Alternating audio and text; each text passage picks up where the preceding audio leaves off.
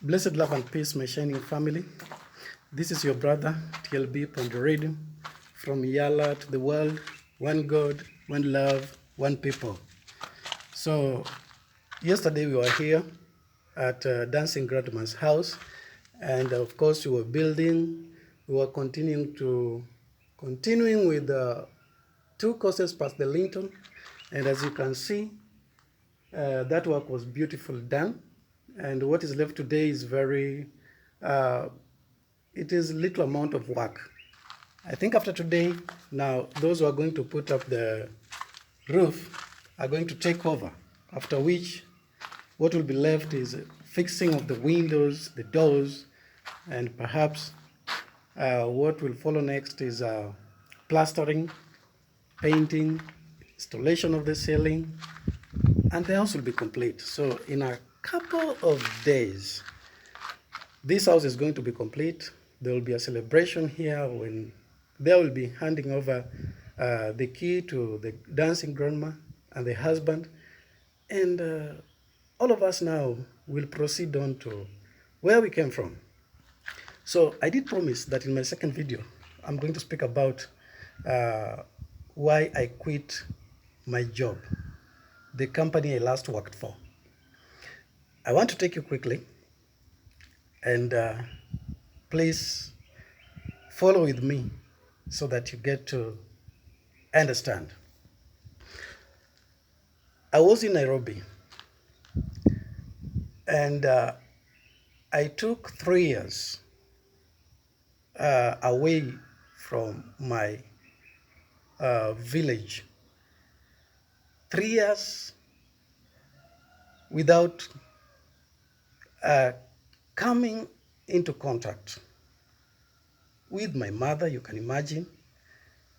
I was in school because I come from a humble background, and it was not easy for me to continue with my education, to continue with my further studies uh, in higher institutions of learning, because the fee is just exorbitant. And I had to look for how I can get a bursary, how I can get a scholarship. That is how I came across the University of the People. And I did apply for a scholarship at the University of the People. In case you don't know about the University of the People, it is an online university and it is worldwide. It is an international university, and the head office is in Pasadena, in California, in the United States. And it's a very good university. Those who have come from there, they can attest that the education that you'll acquire from the University of the People is not like any other. Before I joined University of the People, I had been to Mary University. And in my first year uh, at the University of the People, I learned about a very critical skill that many companies which are employing out there, they are looking out for that skill. When they invite you for an interview, of course they'll want to know, do you possess this skill? That skill is critical thinking. And where I learned about critical thinking was at the University of the People.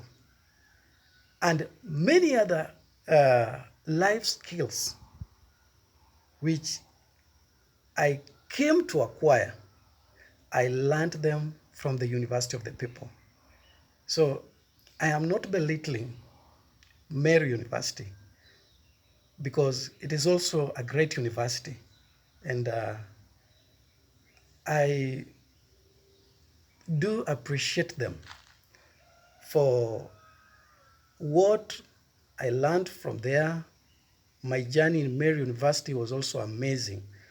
But I can attest to you, because this is an anecdote.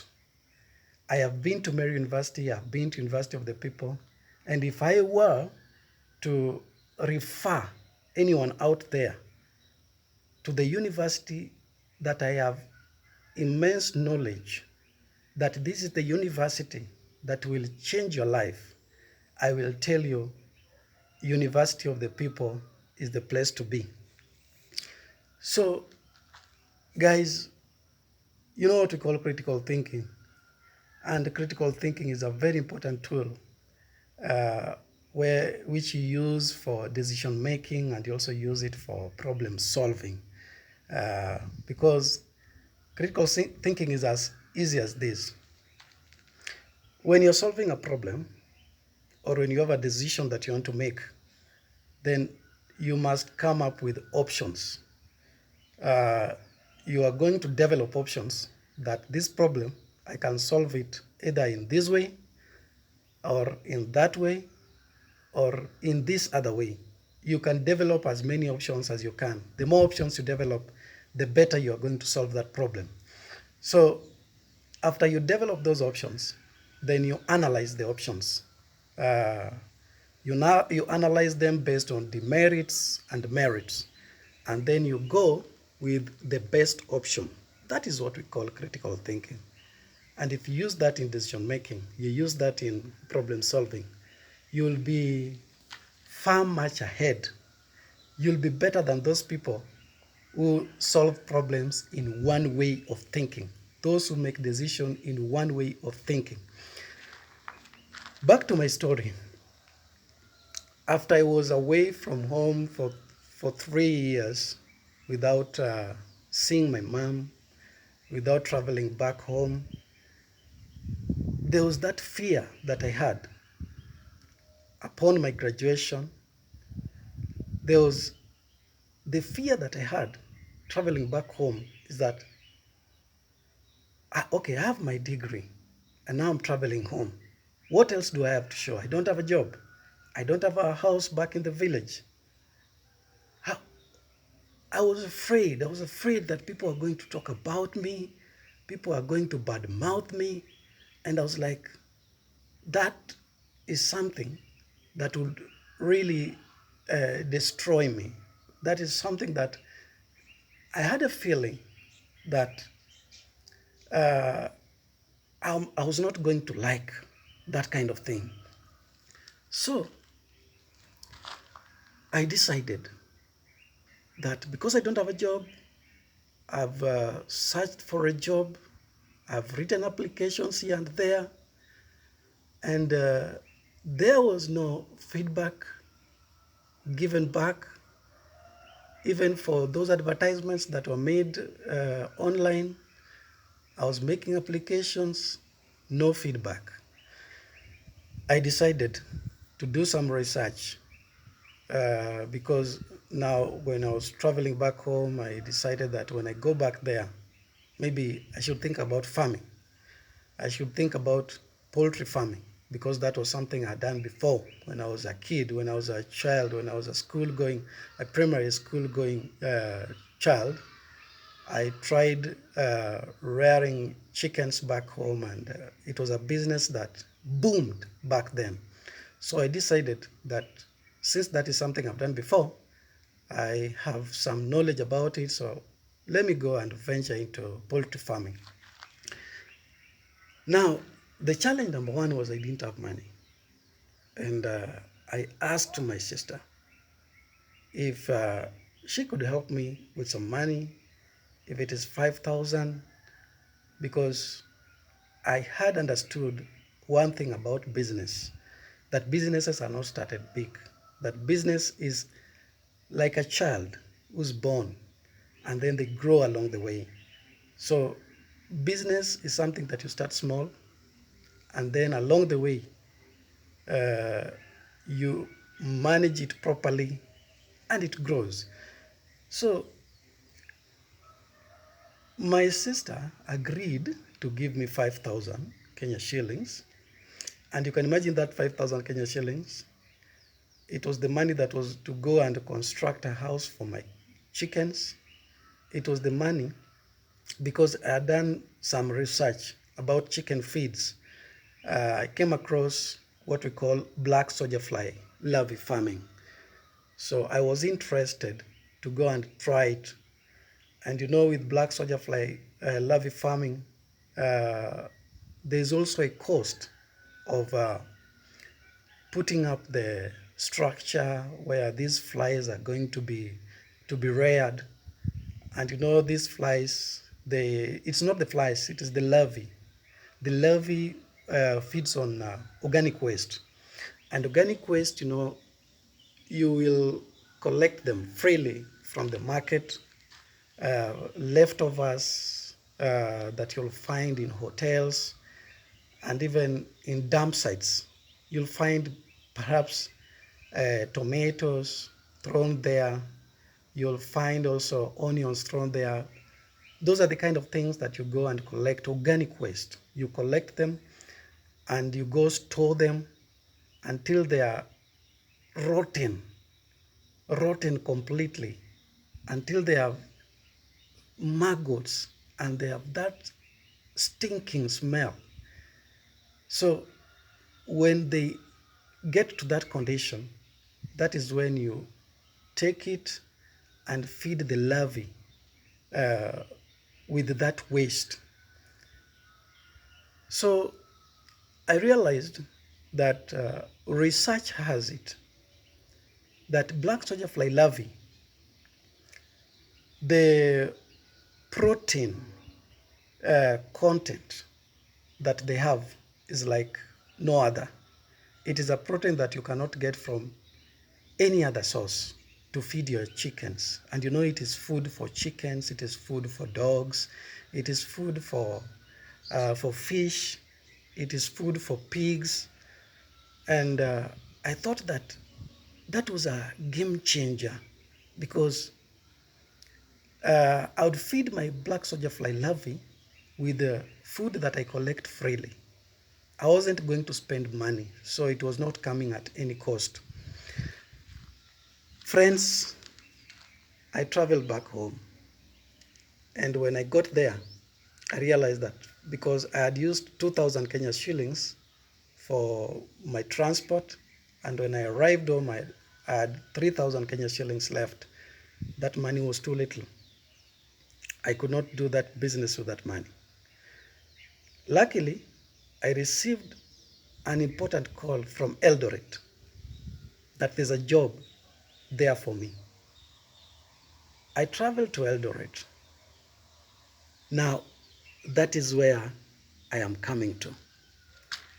I joined the company. That is the company I last worked for.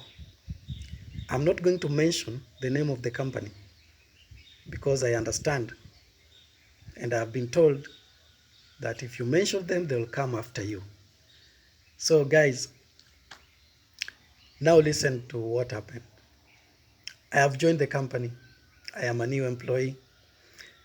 Many employees were coming to me and they were telling me that here, you must share your salary with us. And I was like, what do you mean? Is it a custom that when an employee joins this company, they have to pay a certain amount of money to the team so that they are incorporated fully into that team? And they were like, no, it's not like that. You just buy us tea, you buy us lunch, you give us money for fare to where we come from, and you do it once in a while. So, you know, these guys were telling me that I give them an indefinite amount of money for an indefinite period of time. My friend, can you imagine? It is like this situation that somebody comes to work for you, and what they tell you is that, you know, don't pay me money. I'll work for you, but instead pay me with food. You know, I want to caution you, for such kind of a person, my friend, don't fall into that trick. Because if somebody tells you that don't pay me money but pay me with food, serve me breakfast, serve me lunch, serve me supper, let me tell you, the amount of food that that person is going to consume, you would wish that you had paid them their salary. because it will be way far ahead of what you could have paid them. So that was the game that it was the trick I was being treated to, and I could not succumb to it. There was also this guy who was the chairman for the workers' union. That guy was also coming to me, telling me, hey, you have to give me some money. If you want to survive here, you have to take care of me. I know these are people who are also earning their salary. And you can imagine, at that time, I also had a daughter who I was providing for. At that time, I was not married to the mother, but I had a daughter who I truly love. So my daughter has been ailing, and I've been sending money back to take care of her medication. Hello. How are you? Yeah, fine, thank you.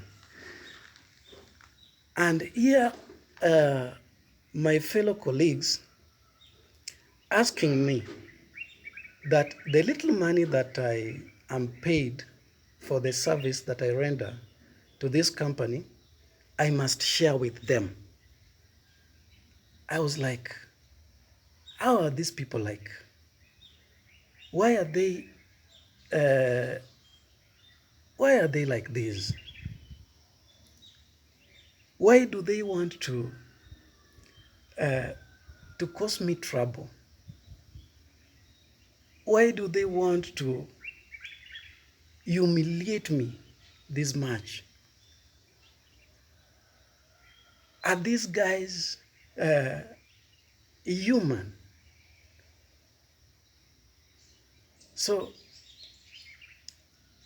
that thing got me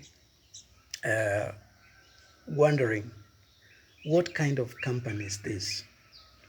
And I remember having learned about organizational behavior, having learned about organizational culture, that in every workplace, you will find the employees in conformity to a certain culture. And guys, I want to tell you, that company, the culture that was in that company was the culture of corruption, which I refused to be part of. The culture that was in that company was the culture of mistreatment of new employees, because that is what I was being subjected to. So I refused to be part of that corruption. I refused to be part of that scheme. I refused, and for the next few months, I was enjoying my stay in that company, and things were moving well, and I liked the company.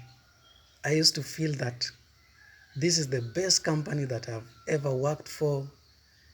And let me tell you, there's something I noticed. And somebody like me, having come from a university and having learned about work processes, how things are supposed to be handled. And then when I joined the company, I realized that what they say, they do say that what is on the ground is different from what you learn from the books. So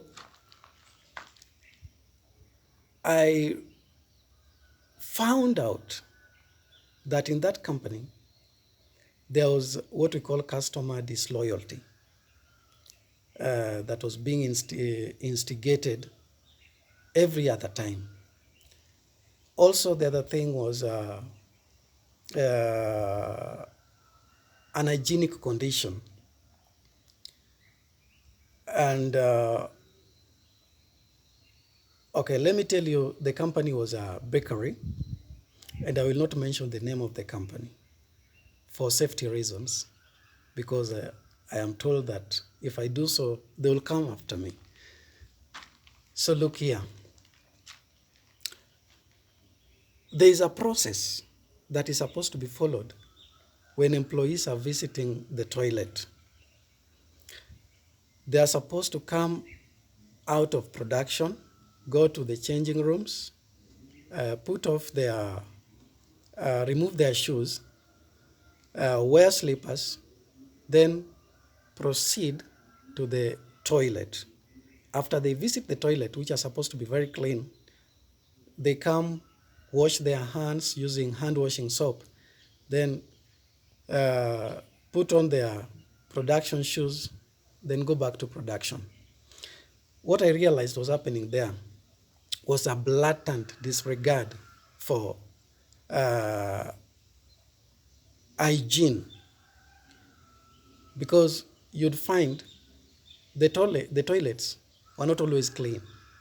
Sometimes people would pass urine even on the floors.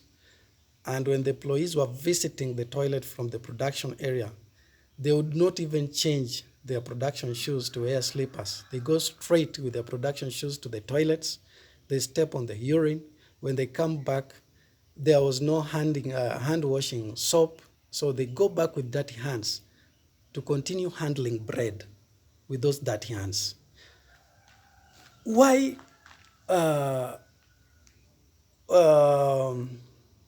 was there no hand washing soap in the toilets?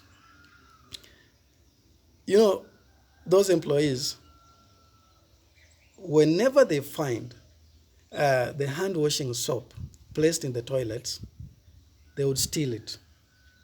Some used to carry some polythene bags, and then they pour the soap into the polythene bags, carry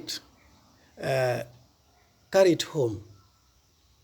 And when the manager realized that that is what was happening, the manager decided that instead of placing the hand washing soap there, which will of course be stolen, they take the hand washing soap to their homes. And that is why you could not find the hand washing soap in the toilets. So you can imagine that this manager, instead of thinking of ways that hand washing soap could not be stolen, so that the process that is supposed to be followed when somebody has visited the latrine and then they are coming out of latrine to make sure that their hands are clean, instead of that manager ensuring that that process is adhered to, they instead breach it further by ensuring that now there will be no hand washing soap because you will steal it. Now, guys, you can imagine, after visiting the latrine, the toilet, the employees go back to the production area. Those shoes that have stepped on urine, they go back, step everywhere in the production area. The unclean hands, those are the same hands that are going to handle bread. Those bread, they are going to be packed, and then they will find their way in the market for consumers to buy. You can imagine. And at times, because people used to rush, everybody was in a hurry, and sometimes bread would even fall on the floor. And this is the floor that the shoes that have stepped on the urine have come and stepped all over the place. Bread was falling on that floor, and it would again be picked and packed, and the same bread would go to the market for sale. You can imagine that was the situation. Also, the customer disloyalty. You know, the 400-gram bread was selling like hotcake. And that bread, at the dividing table, the amount of dough that is supposed to go to the baking tins was, the dividing range was 460 to up to 464. And the manager would come and give instruction to the dividers that they weigh it, they scale it down so that the dividing range is 420 to 424, meaning the final product will be less. You read the package, it is written 400 grams when packed.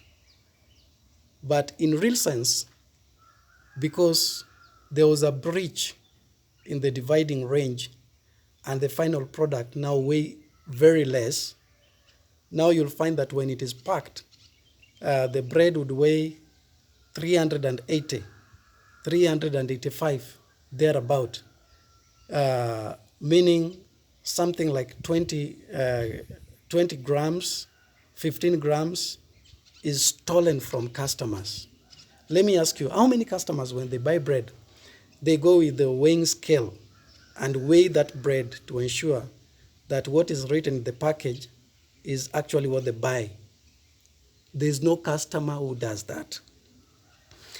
And that is how that company, the bosses in that company were stealing from customers.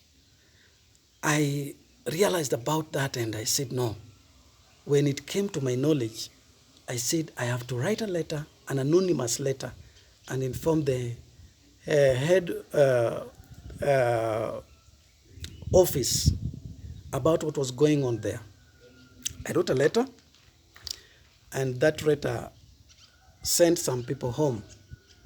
One of them was the production manager. In fact, the production manager ran away because there was an audit that was done in the company, and the company realized there was a lot of loss. In fact, money was missing from the money that was missing from the company was to the tune of 400,000 Kenya shillings. So the manager ran away because he thought he would be arrested. Guys, now this other manager who told me that he has a brother, and the brother is a CID, criminal investigation officer. He told me that the brother had investigated the matter and realized that the letter came from my location. The letter that was written about the ills that were meted out to customers, also the ills that were meted out to some employees, because I did mention that there was massive corruption that was going on there, and even promotion were not based on merit. Promotions in that company were based on how much have you given to the operations manager. You get your salary and you share with him. You get your salary and you share with him. If you don't, forget about promotion. Even if you have the best papers anyone can have, even if you qualify more than anybody else, as long as you don't share your salary with the operations manager, forget about promotions in that company. So, guys, you can imagine, after writing that letter, the kind of treatment that now befell me. When I joined the company, I was working for 5 days in a week. And I was working in a section that was paying 1,200 Kenya shillings. After the operations manager realized, because he did call me and ask me, my friend, why did you like that letter? And I was like, I don't understand what you're saying. Because if I had admitted I'm the one who wrote the letter, that was the very day he was going to pick a fight with me. And it was something that I would not have liked. So he just put me on his radar. watching me closely. So the other thing that followed, there was an advertisement for a vacant position, for production manager's position.